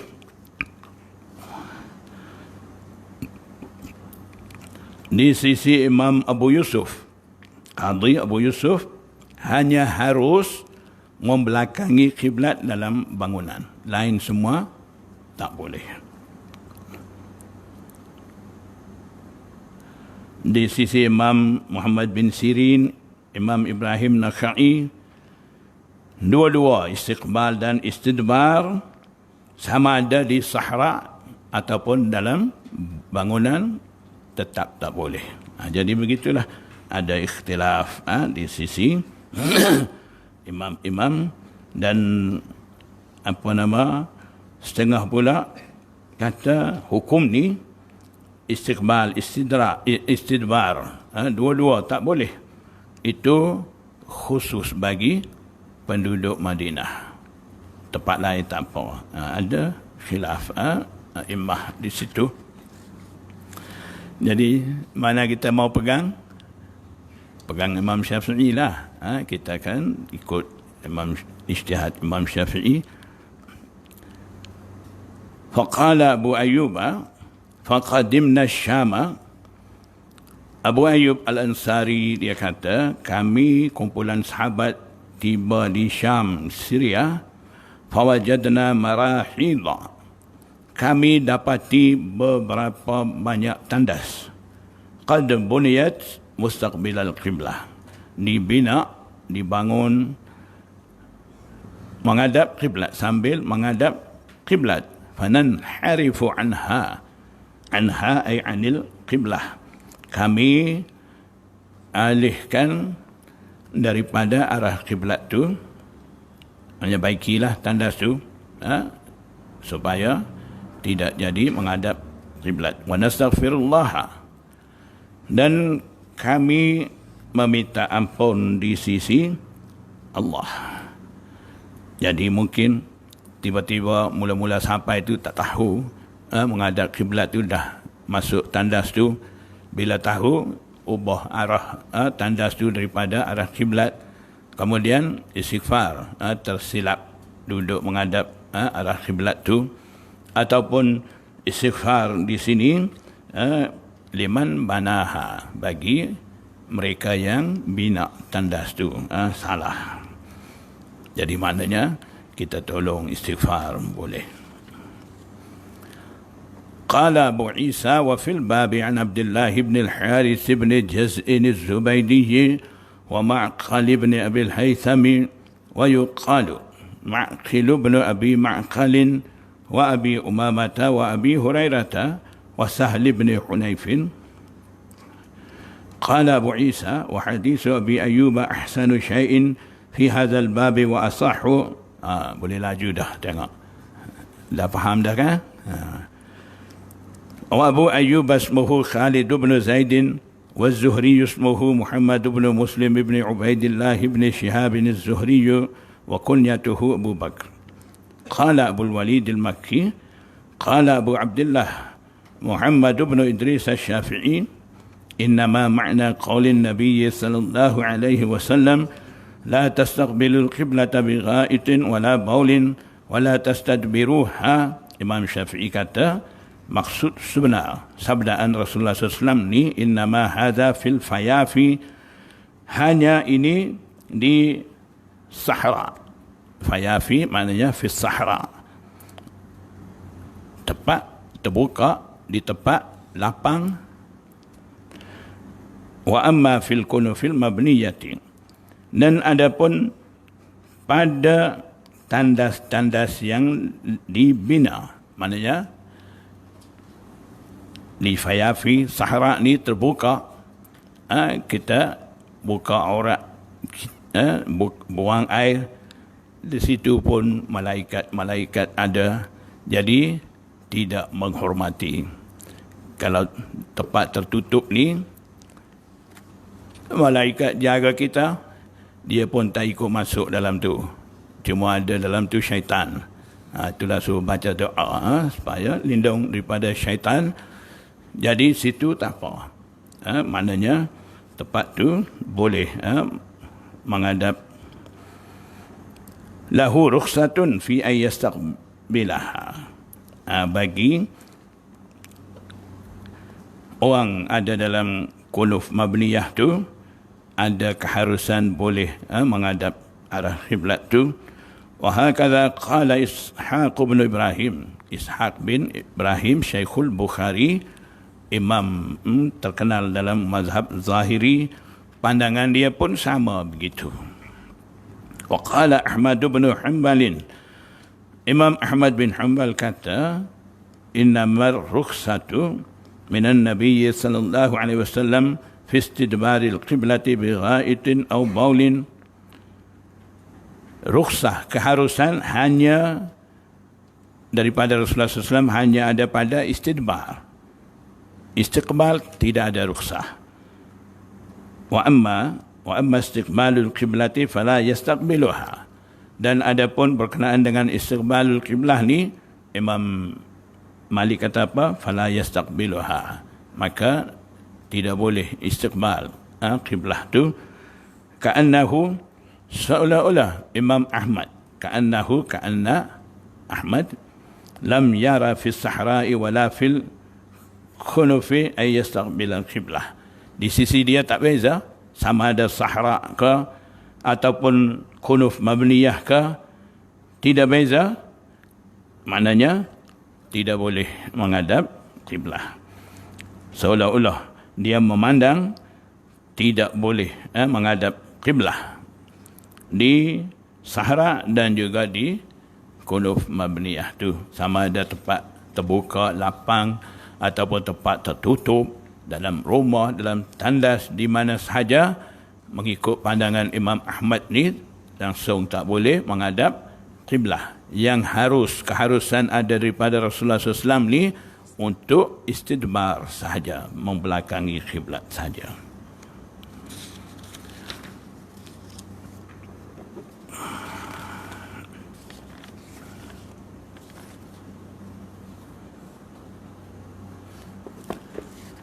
Babu ma jaa min ar-rukhsati fi dhalika. Baik, sekarang ni kita mau faham satu lagi adat kebiasaan Imam Tirmizi, iaitu Imam Tirmizi dia sudah bawa satu bab, kemudian sekiranya ada hadis bercanggah dengan hadis bab tu, dia akan bawa selalu. Kemudian dia bagi penjelasan dan juga pandangan-pandangan imam-imam mazhab di atas khilafnya hadis tu, dia akan bagi tahu. Itu kebiasaan Imam Tirmizi. Jadi dalam bab kita dah baca ni ada larangan istiqbal, istidbar. Sekarang ni ada riwayat bercanggah. Ada pula keharusan untuk istidbarul qiblah dan sebagainya. Jadi seperti biasa Imam Tirmizi bawa selalu. Jadi kita akan jumpa semua macam tu. Ada hadis satu bab Imam Tirmizi dah bawa. Kalau ada hadis bercanggah dengan hadis tu, dia akan bawa selalu. Kemudian dia akan kemuka pandangan imam-imam mazhab tu. Sebab apa dia kemuka begitu? Sebab tujuan utama dia membukukan kitab Sunan Tirmizi itu adalah bayanul mazahib. Kita ni raddul mazahib. Kita baca hadis raddul mazahib. Imam Tirmizi membukukan Sunan Tirmizi, susun hadis bayanul mazahib. Pandangan imam-imam mazhab dia kemuka. Daripada situ kita boleh nampak imam hadis terkenal seperti Imam Tirmizi, sama juga Imam Abu Dawud, imam-imam sunan. Mereka begitu menghormati dan kagum dengan ijtihad imam-imam mazhab tu, a'immah arba'ah tu. Sampai saya dah cerita minggu lepas, Imam Baihaqi tulis As-Sunanul Kubra lil Baihaqi, tebal 2-3 jari. Ni 3 jari ada, tebal-tebal, 11 jilid. Tak takhrij lagi, tak tasyrih lagi, hadis saja.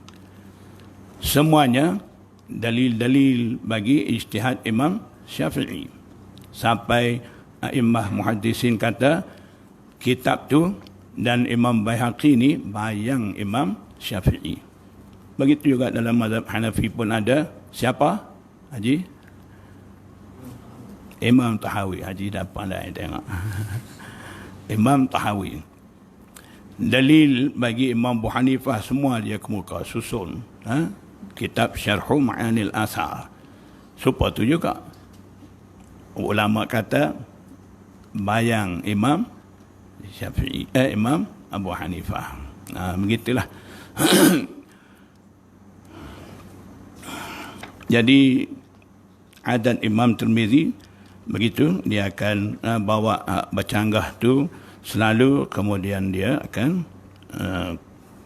kemuka mazahib tu.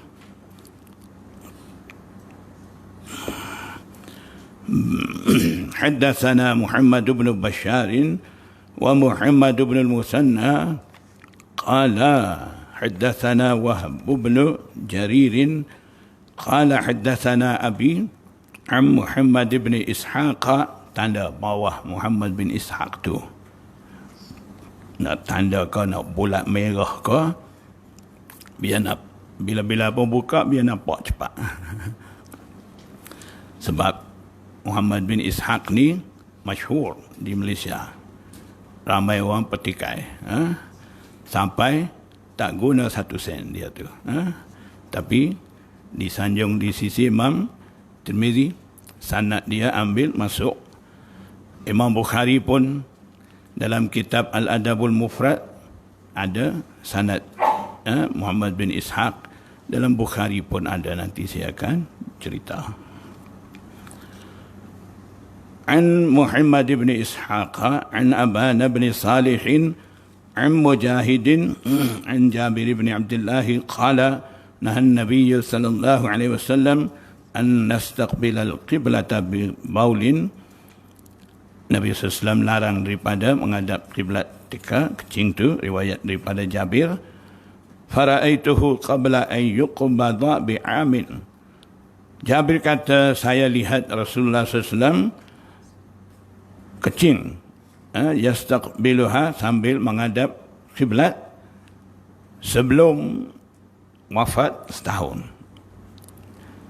Jadi sebelum Rasulullah SAW wafat setahun tu, Jabir nampak Rasulullah SAW menghadap kiblat, dia kencing tu. Jadi hadis dulu larangan aqwal Rasulullah sallallahu alaihi wasallam. Ini amalan Rasulullah sallallahu alaihi wasallam. Jadi dalam hadis dulu Rasulullah sallallahu alaihi wasallam dah larang.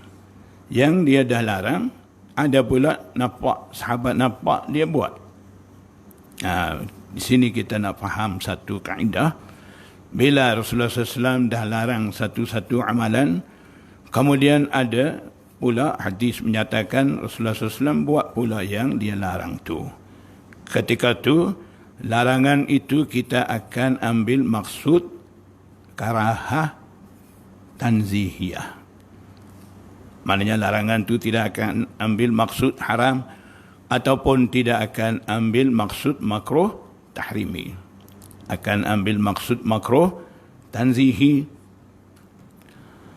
Makruh tanzihi syu'batum minal jawas. Makruh tanzihi ni dianggap satu cabang daripada harus. Maknanya harus menghadap kiblat ketika kencing tu.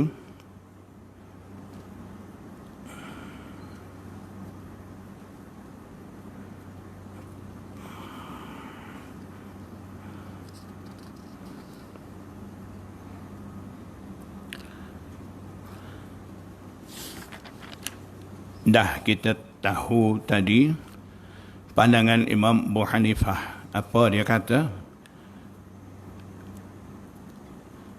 Di mana saja Sahara, Bunyan, di mana saja langsung, tidak harus istiqbal dan istidbar.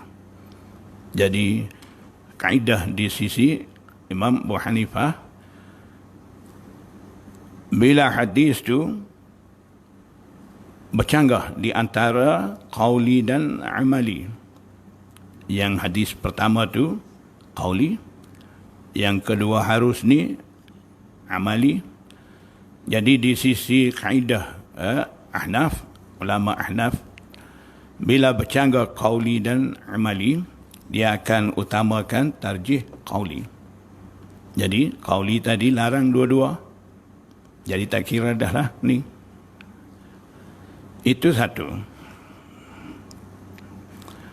Satu lagi, ulama Ahnaf yang mengajar Sunan Tirmizi,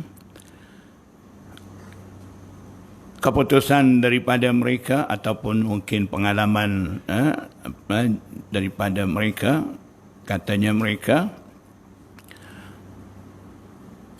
yang dalam Sunan Tirmizi kita nampak hadis dua tu bercanggah.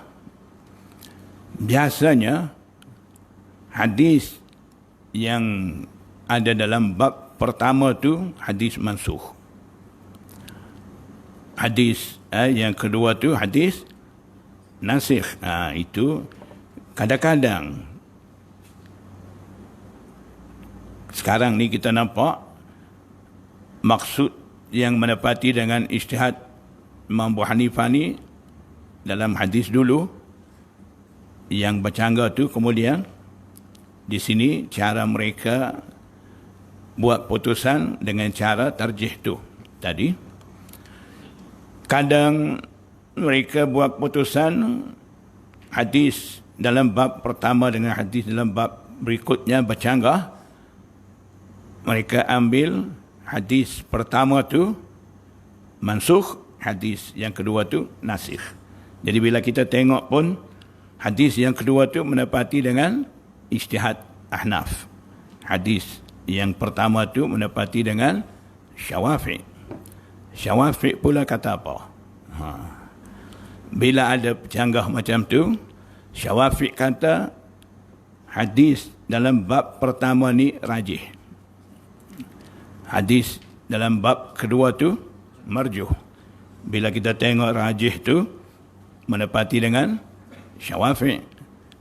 Yang marjuh tu bercanggah dengan Syafi'i. Itu badi jawab Ahnaf dengan Syafi'i. Begitulah. Tapi kita tengok keadaan dalam bab-bab tu, macam mana Imam Tirmizi bawa tu.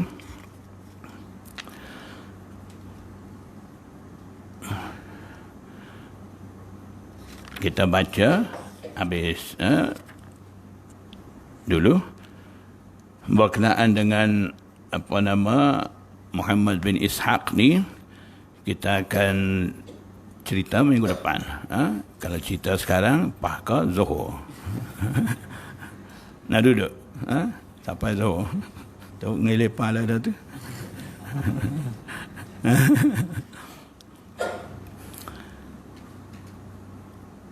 وفي الباب عن قتادة وعائشة وعمار قال أبو عيسى حديث جابر في هذا الباب حديث حسن غريب وقد روى هذا الحديث ابن لهيعة. Imam Ibn Lahiyah rawi hadis, dia juga terkadang riwayat hadis ni an Abi Zubairi an Jabirin an Abi Qatadata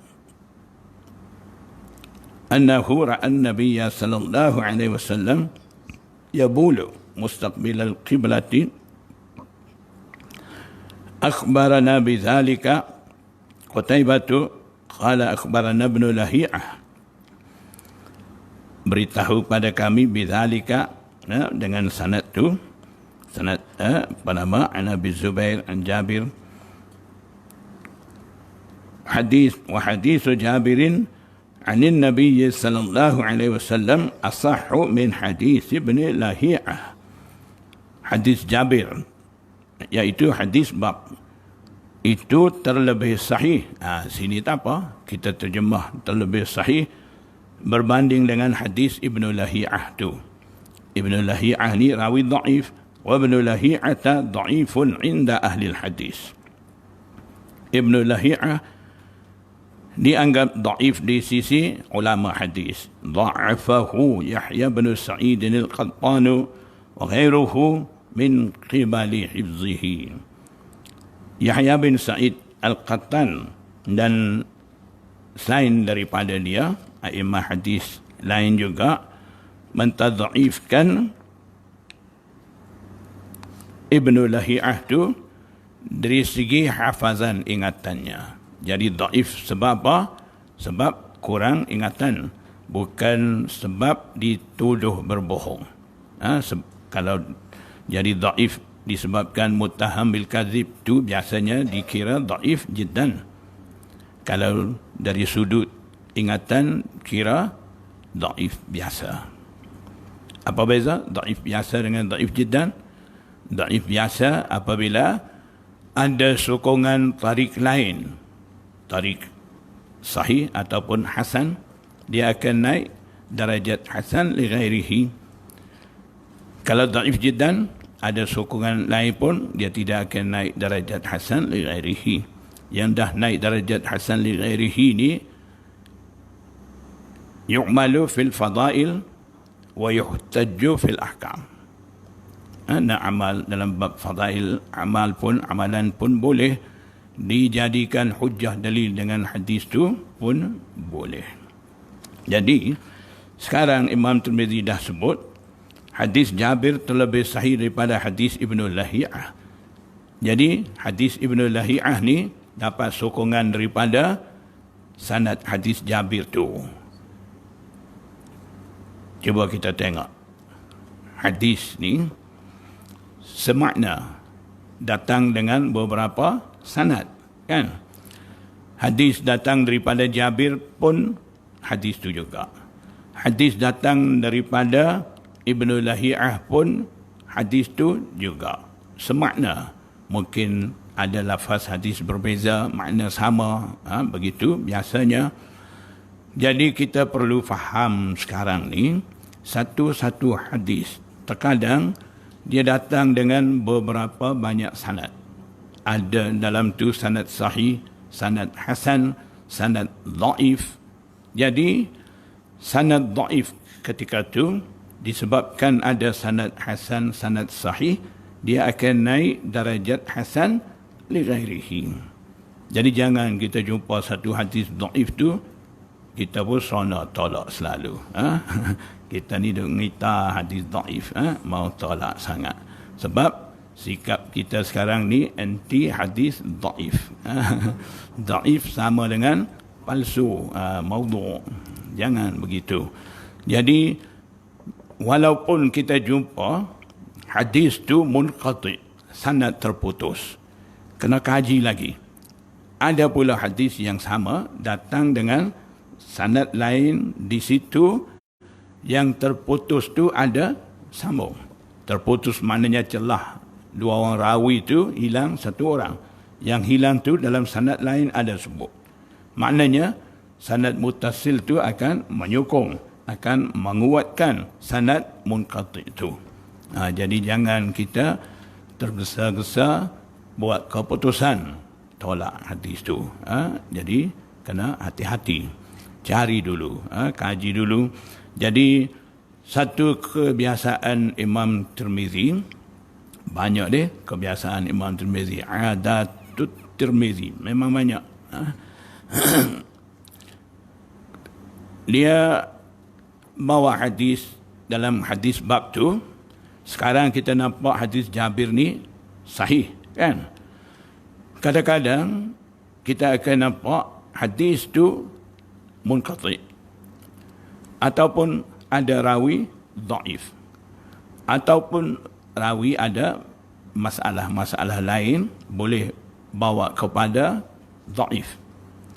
Dia akan masukkan hadis tu sebagai hadis bab. Kemudian dia bawa hadis sanad lebih baik daripada hadis bab tu. Dia bawa pula hadis kemudian dengan sanad sahih. Tadi bawa sanad sahih hadis bab, sanad dhaif pula dia bawa. Kadang-kadang sanad dhaif dia masuk sebagai hadis bab, kemudian bawa sanad hadis sahih ataupun hasan. Apa tujuan dia? Tujuan dia, walaupun hadis tu datang dengan sanad dhaif, kiranya di sisi dia sanad terbaik. Tapi masalah yang ada dalam sanad tu boleh menampung dengan adanya sanad sahih yang lain yang dia bawa selepas daripada hadis bab tu. Jadi maksudnya dia bawa hadis dhaif, kemudian bawa sahih. Daripada situ apa dah berlaku? Yang dhaif tu dah naik darajat hasan li ghairihi. Kadang-kadang terang-terang dia sendiri bagi tahu hadis ni ada rawi majhul, munqati', dia sendiri akan bagi tahu hadis bab tu. Kemudian dia tulis pula bawah tu, wa hadzal hadisu asahhu syai'in fi hadzal bab. Kita pun pening situ. Jadi tak mau bagi pening itulah, dah bagi tahu kaedah tu dulu. Kita kaji di situ. Haddatsana Hannadun qala haddatsana Abdatu bin Sulaiman an Ubaidillah bin Umar an Muhammad bin Yahya bin Hibban عن عمه واسع بن حبان عن ابن عمر قال Raqitu yawman ala baiti Hafsata. Abdullah bin Umar kata, Raqitu ay sa'idtu, saya naik satu hari atas rumah Hafsah. Naik atas bongbong ke atas bahagian atas mana-mana. Daripada situ fara'aitu Nabiya sallallahu alaihi wasallam ala hajatihi. Saya lihat Nabi sallallahu dalam keadaan qada hajat mustaqbil Syam, menghadap ke arah Syam, Baitul Maqdis, mustadbir al-Ka'bah, sambil membelakangi kiblat Ka'bah. Jadi bait Hafsah sebenarnya bait Rasulullah. Rasulullah SAW itu giliran dengan Hafsah. Jadi Abdullah bin Umar pun ada adik Hafsah. Jadi bebaslah dia duduk bahagian atas rumah. Mungkin tandas tu bahagian bawah. Boleh nampak keadaan tu menghadap ke mana. Tidak tertutup betul-betul ke tu boleh jadi. Dia dapat lihat keadaan Rasulullah SAW qada hajat ketika itu membelakangi Kaabah. Jadi hadza haditsun hasanun sahih. Qala Abu Isa hadza haditsun hasanun sahihun. Imam Tirmizi kata ini adalah hadis hasan lagi sahih. Jadi tadi hadis hasan riwayat Jabir lihat Nabi SAW sebelum wafat setahun tu menghadap kiblah.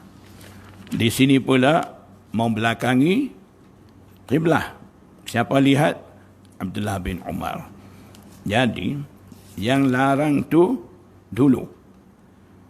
Yang Rasulullah SAW menghadap kiblat, membelakangi kiblat ketika buang air tu berlaku. Kemudian mana? Ayyuqmadha bi'amin yastaqbiluha tu, maknanya setahun sebelum Rasulullah SAW wafat. Jadi daripada sini a'immah muhaddisin dan mujtahidin mengambil keluar satu kaedah. Apabila ada dua hadis bercanggah, satunya larang, satunya Rasulullah SAW buat, ataupun Nabi SAW larang satu amalan kemudian benar pula bercanggah begitu. Bila bercanggah dua urusan tu, dua urusan berdasarkan dua hadis bercanggah tu, kaedahnya kita tengok akhirul amrain, akhir perbuatan daripada dua urusan tu. Itulah tetap, itulah nasikh. Yang dulu mansukh.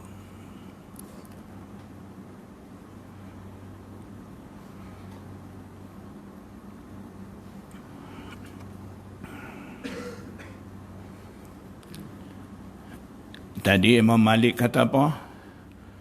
Dua-dua tak apa. Kan? Sekarang kita dah jumpa riwayat Jabir istiqbal boleh, riwayat Abdullah bin Umar istidbar boleh. Jadi bercanggah dengan hadis larang dulu. Kalau berdasarkan kaedah tadi akhirul amrain tu, tetapnya ni. Jadi kemungkinan besar Imam Malik buat keputusan begitu. Jadi apa lagi kita nak komen dengan Imam Malik? Tak ada kan? Sekarang kita dah tahu, jadi no comment. Belum tahu, not comment. Beza sikit no comment dengan not comment. Kalau semasa kita ada dalam jahil ni, no comment. Bila dah tahu, no comment. Jadi baik mana? No comment ke? No comment. No comment lah. Nak boleh sampai peringkat no comment tu kita belajar, ambil tahu. InsyaAllah kita akan faham dengan baik. Jadi berkenaan dengan Muhammad bin Ishaq, kita akan sentuh minggu depan insyaAllah. Minggu ni setakat ni dulu. Wallahu a'lam. Subhanallah bihamdihi subhanakallahumma wa bihamdihi astaghfiruka.